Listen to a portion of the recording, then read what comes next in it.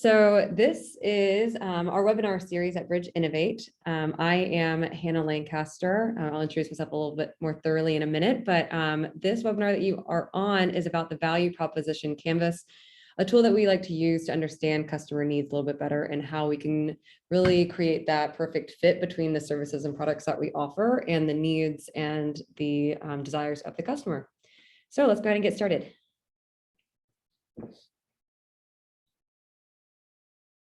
So I am Hannah Lancaster. I'm a business innovation consultant here at Bridge Innovate. I help sort of design solutions for tough challenges that different companies and organizations face, coming from strategy or leadership development or change management. And this value proposition canvas is something that we use a lot here at Bridge Innovate to help businesses really create that value for their customer. So we can keep going. So this is the Inspire series. These are free webinars that we like to offer for 30 minutes over your lunch break so that you can start to hear from different leaders about different tools and different innovations, different experiences that people are having all across the country and the world. This is all coming to you just virtually from the Bridge studio. And we're excited to really offer this as part of our Innovation for Good.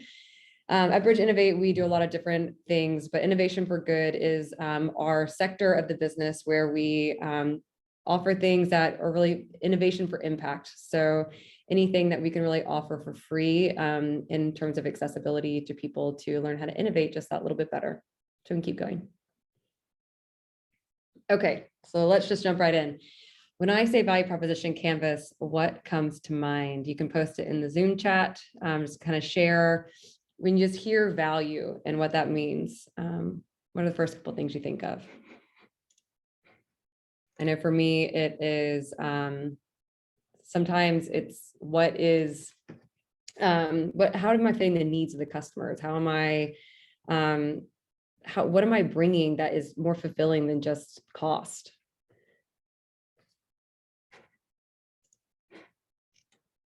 Okay, we can just keep going.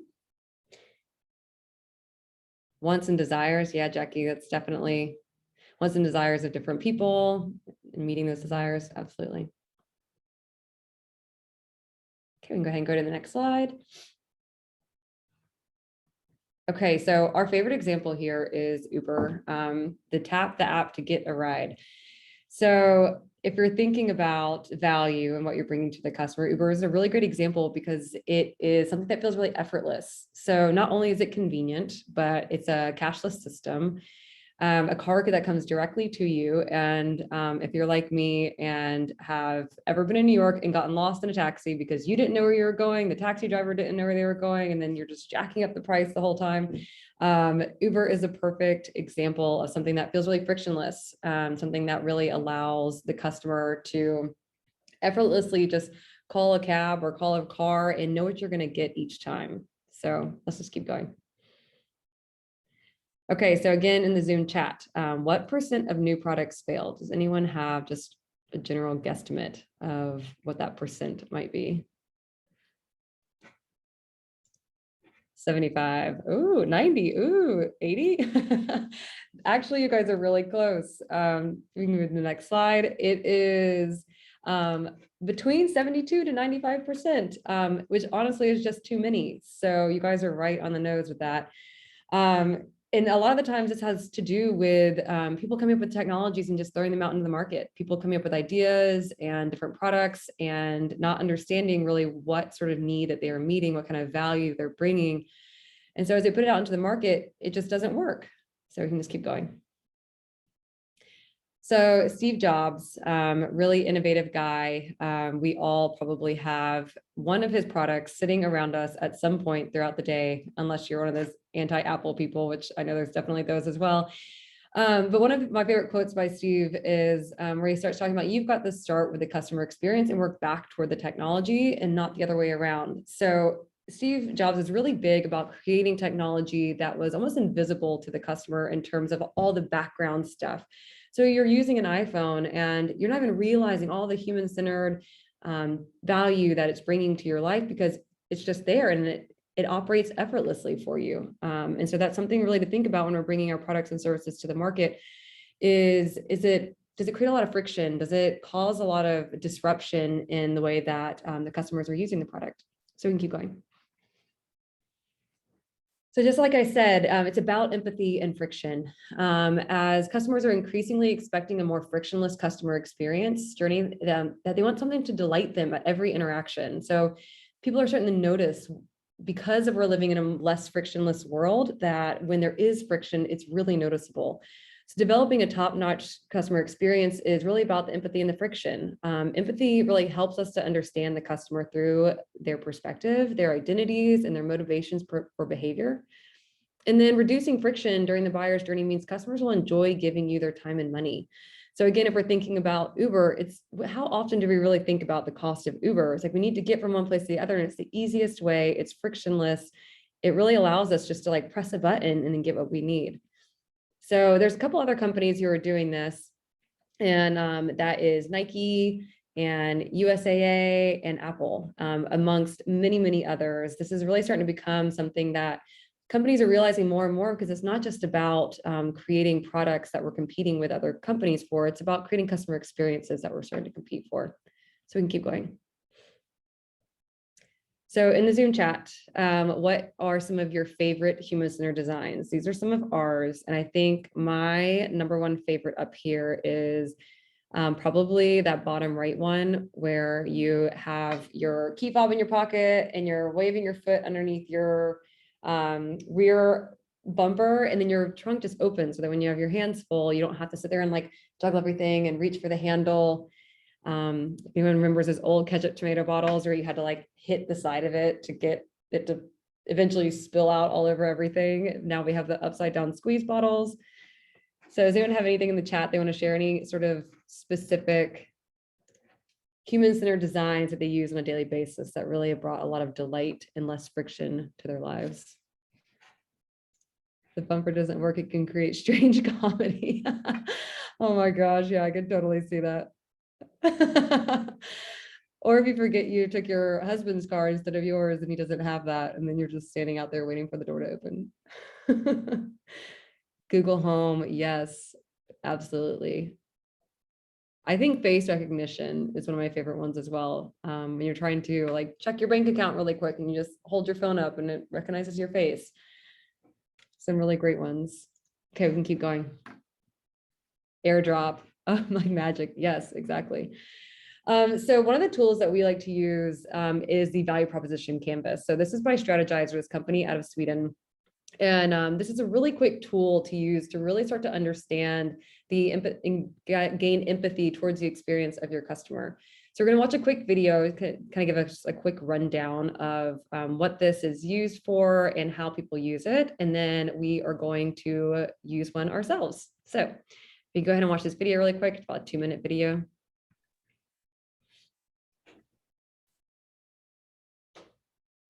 Every day, companies design products and services to improve their customers' lives.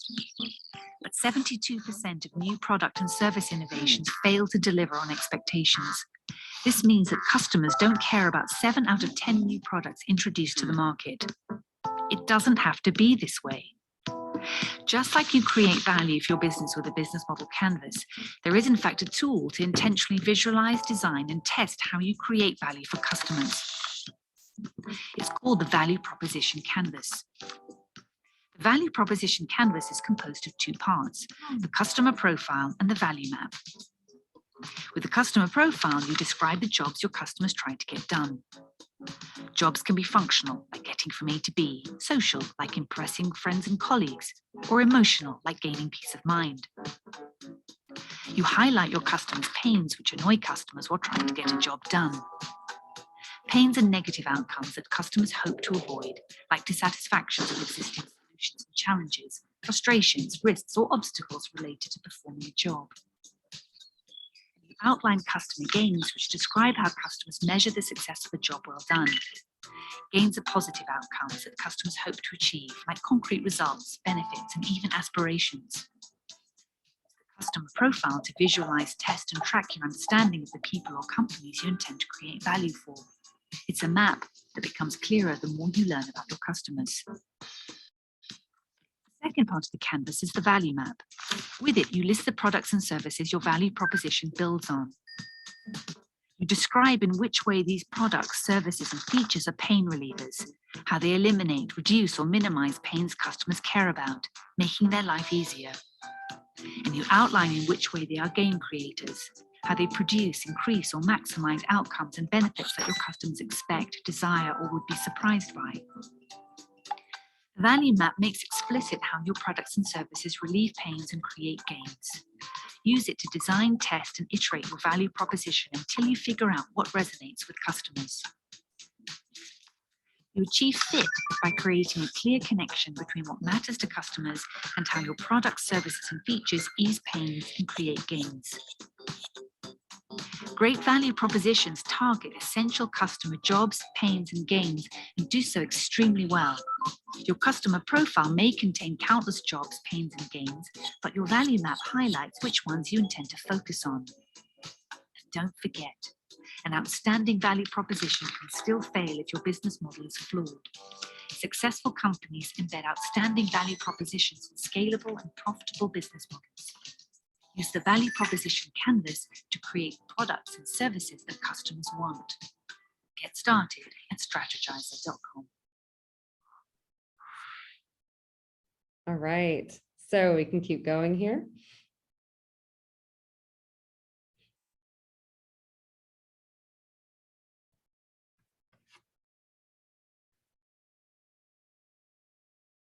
Perfect. So what we're going to do today is hop over onto Sprint-Based in a minute and go through a grocery shopping experience. So this is something that we are all very familiar with. I'm sure we all have a lot of opinions about all the different pains and the gains and the different customer jobs that we're looking to get done when we are a customer of a grocery store.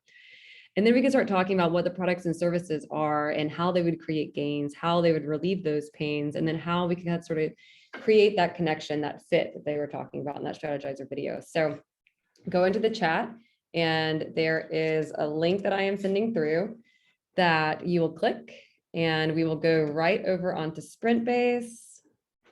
It'll ask you to put your name, so you can type your name in there and then press continue. So Sprint-Based is a really great tool that we use to help build out some collaborative experiences virtually. So I see a couple people have hopped on. Right. So once you're on here, you can double click anywhere on this page and a sticky note will pop up. So the first thing to do is think about the customer job. So as we are going into the grocery store, what are we looking to get done? What are some of the functional, the emotional, the social aspects of going to the grocery store? So I specifically love, we put managing money up here. So like you're going in on a budget. But then something else I'm looking to get done is quality food. That's what I'm looking for. I'm also looking to maybe see my favorite cash register lady, my lady who is always there at Publix every time I'm there. And then you're always running into friends if you live in the same neighborhood where you're grocery shopping. So visit with your cash register. Cash register person. What else are we looking to do? Again, you can put it in the chat too, and I can add it on the board for you. Oh, it didn't go out. There you go. Perfect. I was sending it directly to Kate and she's already on here, so that doesn't help. Okay, so now that we're back on here. Okay, I see you. Perfect. Okay, so again, starting with those customer jobs, go ahead and double click, create your sticky note, and you can create any color you want. You can go up to that little fill color bucket on the top. You can change the colors if you'd like.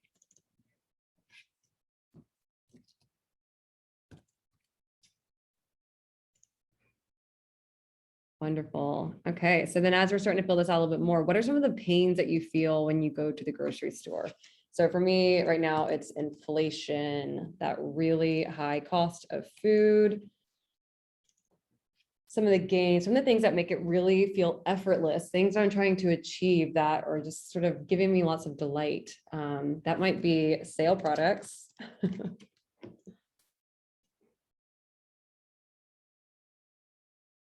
Yeah, great. Yeah, you guys are on it. Look at this. Long lines, absolutely. Some of the gains, ease of checkout. Yeah, great. Pain relievers.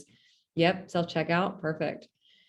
So products and services that could create a good fit that can help to meet the customer jobs. What are they trying to do? They can use this service to maybe accomplish those while also creating some gain and relieving some pain.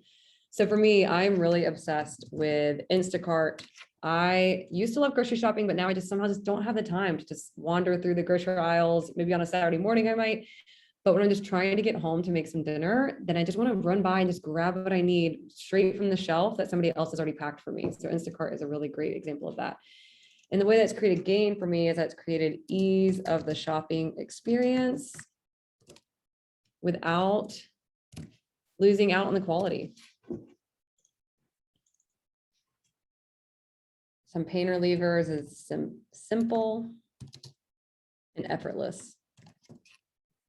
I think another thing about the $6 mayo, is that a pain? I love that. One of the other things that I think is really great about Instacart in particular is that it saves my shopping list every time. So I can just go in, I can press, go back to my old items and like add to cart, add to cart, add to cart, and you never have to worry about it. So let's see what else we have up here. New discoveries. Yeah, that's a great gain. New products. Exactly.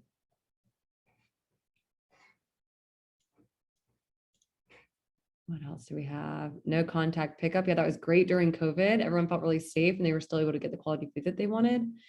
I also love getting to, when somebody else is shopping for me, to get to chat with them. And so you feel like you have like your own little personal shopper. If they can't find something, they're texting you and you get to say like, thank you for everything that you're doing for me. This is really helpful. Like I have 3 kids and it's really hard for me to get to the grocery store. And I think it creates that connection that maybe we were all longing for, especially during COVID. Wow, this is great. Let's see what else. Let's highlight maybe a couple more.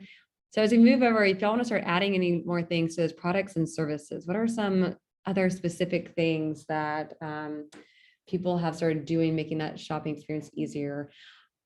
In Chattanooga, where we're located, we just had this new Publix open, and it is the smaller variation, and it feels like a small market. Like it feels like this really like local homegrown place, and it's connected to this bike, this thing called the Riverwalk. That's like a bike path that goes all the way through the city. And so you can bike in the town on the Riverwalk and then come home and pass Publix and throw all your stuff on the bike. And it's really effortless in terms of like, if you don't want to drive, it's close proximity to things. And it feels like a really small, like comfortable little grocery store, which is really nice. So that would definitely be, so having like bike access or close proximity to things, especially for places that don't have a lot of parking. I think that's really key too.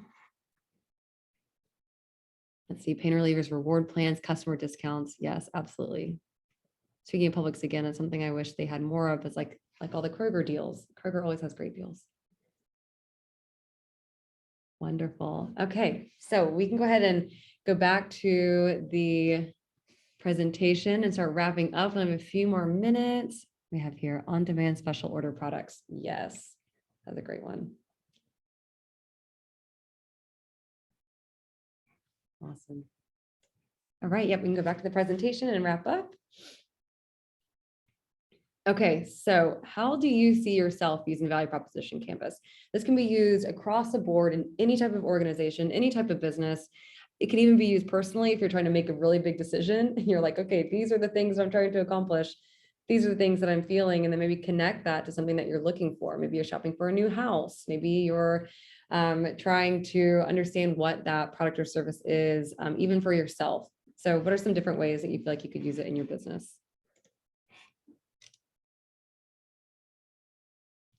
Feel free to share in the chat.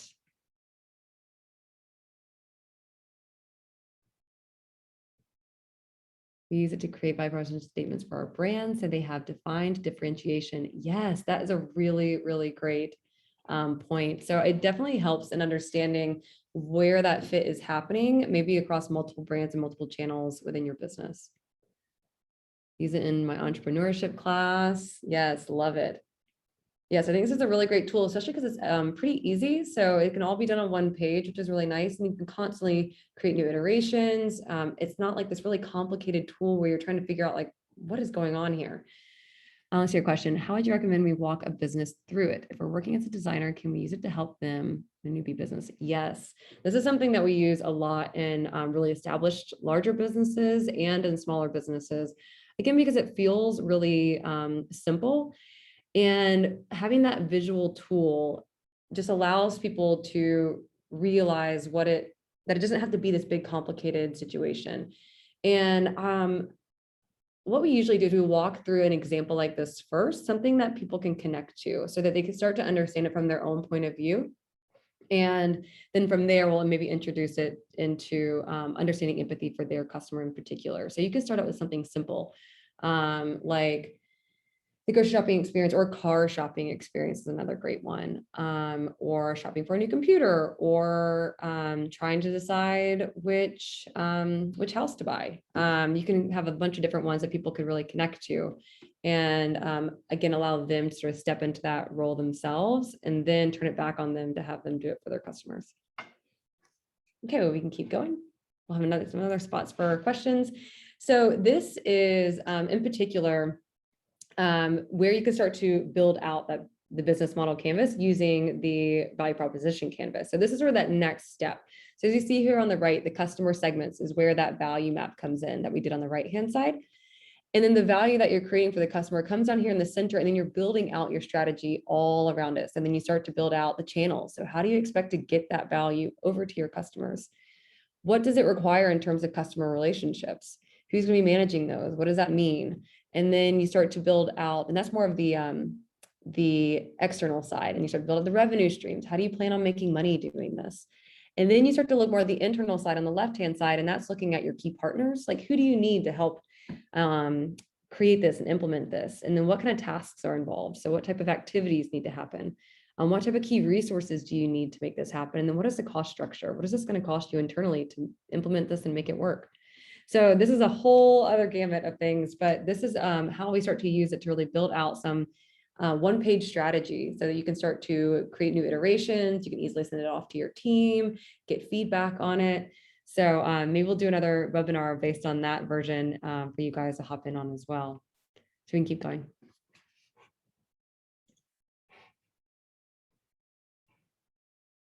Perfect. Okay, so I just saw some questions in the chat. Okay, so tools for explaining this value proposition. So again, we can build out the business model canvas, what we just saw.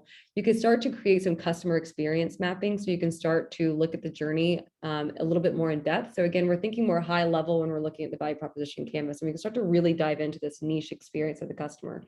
You can also create some ideation, so start coming up with some different tools. Maybe it's crazy eights, maybe it's some brainstorming activities, different things to really allow you to start to iterate on what that product and service is that you're going to create to generate that fit. And then you can also do some rapid prototyping and other iteration down at the bottom with storyboards. You can create some different prototypes to test, different things to maybe send out to your customers and start to get some feedback. So again, that you can keep refining and iterating that. And so I see down here in the chat a couple of questions. We are going to be recording this, and we're going to send it out to you via email right after this. And when would you use a lean canvas versus a business model canvas? Oh, that's a good question. It kind of depends on the customer. So it depends on what type of business they're looking to create, what type of service. So something that I use a lot with our customers is the business model canvas is simple because it builds it out enough where you can really see the full picture, where you can continue to make those iterations, but it's not quite as broad as the lean canvas, if that makes sense. And that actually would be a really great webinar for us to do as well, because that's another whole thing to dive into, is the lean canvas versus the business model canvas. Let's see, do we have any more questions too? Let's see, if you see the customer mapping, do you tie them together? Is it a turning experience? Yeah, so you can chart them together. So the value proposition canvas is going to be sort of that first thought of like, how do we develop empathy? How do we start to really understand what those jobs are? And then maybe there's a certain job that really has like a lot of friction and pain connected to it. So in the grocery shopping experience, maybe one that continues to come up time and time again is wanting self-checkout. So there's a lot of issues with long lines, having to wait in long lines when you only have a couple items. And so in terms of that experience, maybe that's something that grocery stores started realizing was coming up a lot. And so as they started creating these journeys, they started seeing that continue to come up again and again. And then they started connecting that back to the customer experience map and then starting to create some new ideation and iterations around the self-checkout as a solution. Does that make sense? Does anyone else have any questions? Perfect. Yes, we love a customer experience map. It just takes it that next step deeper. Yes, feel free to put anything in the chat, any other questions you might have.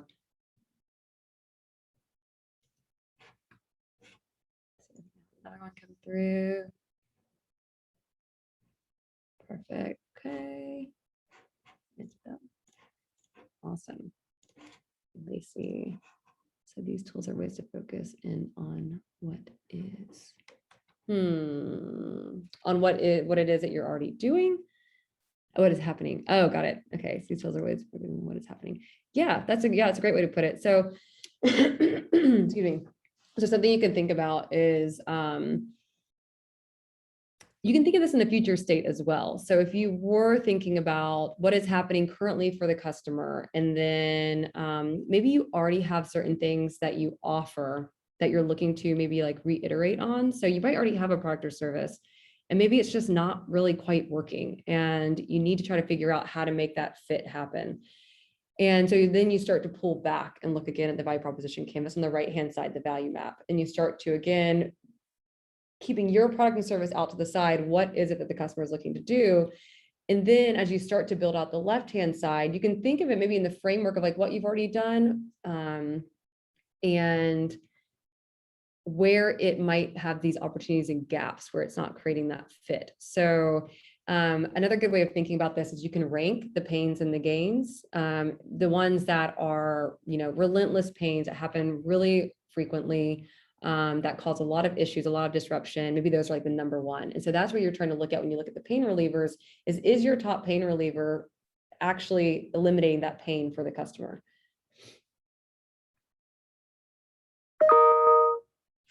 Great. So we are almost at time. Feel free to send me any more questions. I will put my email in the chat.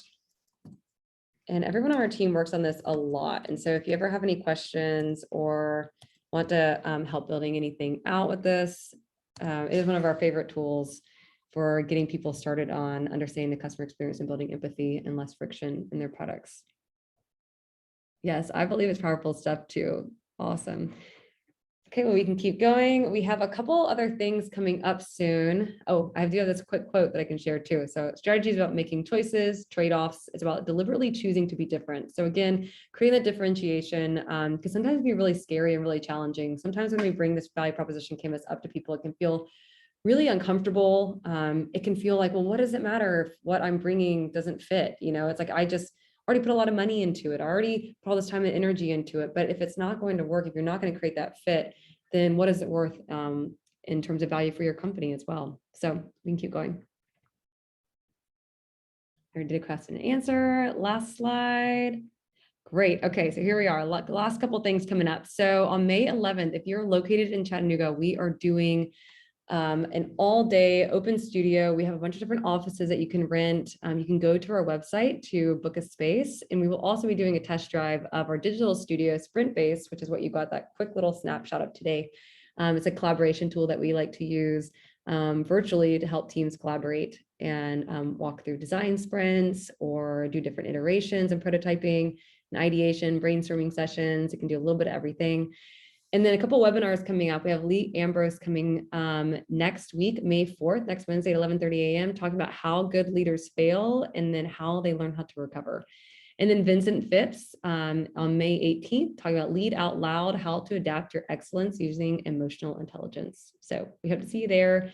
You can find those under our events on our website, or feel free to email me and I can send you any information you need. Thanks for coming today and hope you have a great rest of your week. See you soon.